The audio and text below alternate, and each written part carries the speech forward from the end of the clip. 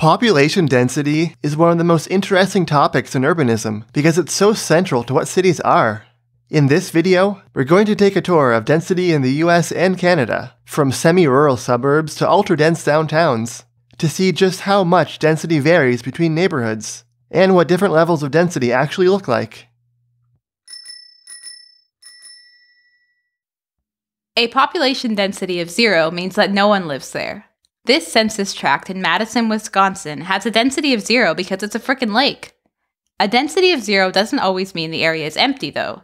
There might be commercial or industrial buildings like here in Calgary, Alberta, or an airport like here in Arlington, Virginia. Population density counts people, not buildings, and specifically it counts people where they live rather than where they work. That's why population density is useful but not perfect for judging things like transit ridership potential. It's also why residential neighborhoods have a higher density than a city as a whole. The city includes lots of other important amenities like offices, parks, and stores that don't add to density. A population density of 500 people per square kilometer for a residential neighborhood is very low. This census tract in a suburb of Montreal is about that density, but only because half the space is taken by a golf course. This residential neighborhood on the outskirts of Fort Myers, Florida, is a better representation of this density. It straddles the line between suburban and rural, with some houses here not being able to see their neighbors. This area looks like it's waiting to be filled in with more homes. Another example of 500 people per square kilometer is the Mansions of Atherton, a wealthy suburb in the San Francisco Bay Area, where the average home will run you about $10 million. This city prides itself on its semi-rural character, which it enforces by banning denser, more affordable types of housing from existing there. 1,000 people per square kilometer is on the low end of density for typical suburbia. Like this census tract in Wyoming. And by Wyoming, we mean Wyoming, Ohio, a suburb of Cincinnati, which has generally large homes on large lots, but there are some more modest homes too. Another example of 1,000 people per square kilometer is here in Goldsboro, North Carolina, where the houses aren't massive, but the yards are big and there's a lot of empty space, and that can dilute density really quickly. Doubling the density to 2,000 people per square kilometer gets us closer to a typical North American suburb, like this neighborhood of Edmonton built after World War II. Most people live in detached homes that are modestly sized and reasonably close together, with prominent but not enormous front yards.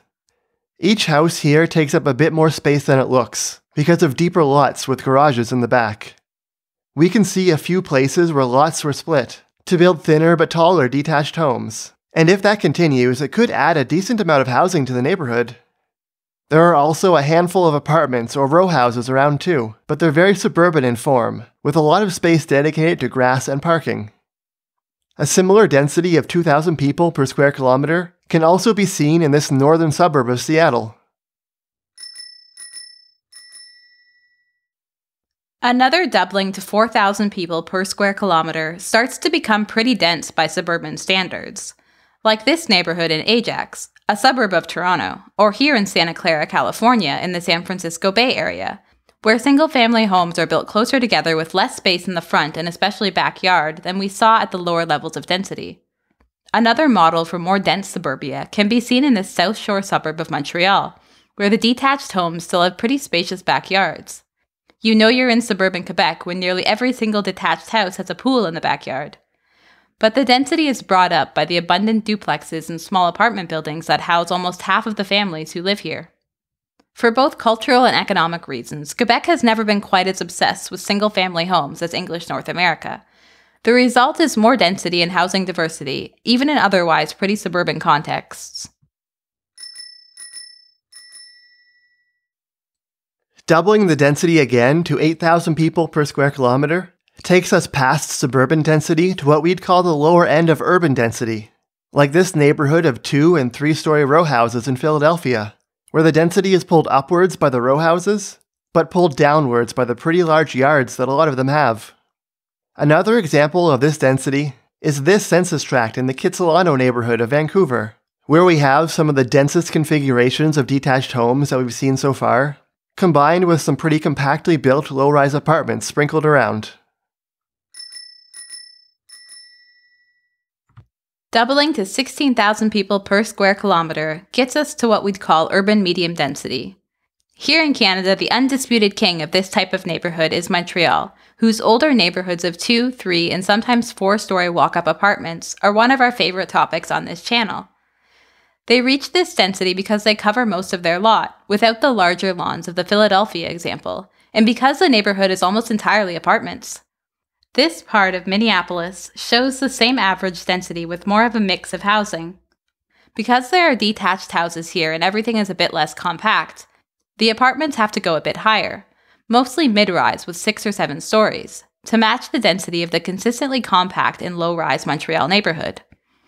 Another eclectic neighborhood that reaches urban medium density is here in Long Beach, California, which has detached houses, small high-rises, and everything in between. 32,000 people per square kilometer is what we're going to call upper medium density, although we wouldn't fault you for calling it high density. This is the kind of density you might achieve with some slim high-rises mixed in with townhouses like here in Toronto, some wider but pretty spaced out towers like here in Coney Island, New York, or this pretty tight mix of low and mid-rise in Brooklyn, New York. Doubling to 64,000 people per square kilometer puts us solidly in the realm of high density, like this part of Manhattan with a tightly built mixture of mid-rises and high-rises. This 12-story residential conversion of an old warehouse in Toronto that we describe as a short, boxy high-rise, and this more varied development in Vancouver that goes taller, 30 stories at its peak, but has more variation in open space. 128,000 people per square kilometer and above brings us to very high density.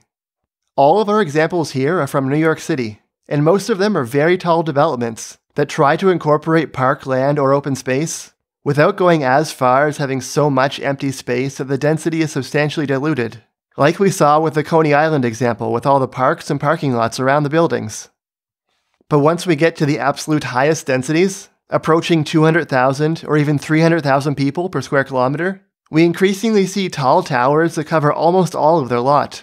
The very densest census block group in the United States is in the financial district in Lower Manhattan, where 2 skyscrapers, 57 stories and 37 stories, go right up to the street and together achieve an insane density of 282,000 people per square kilometer.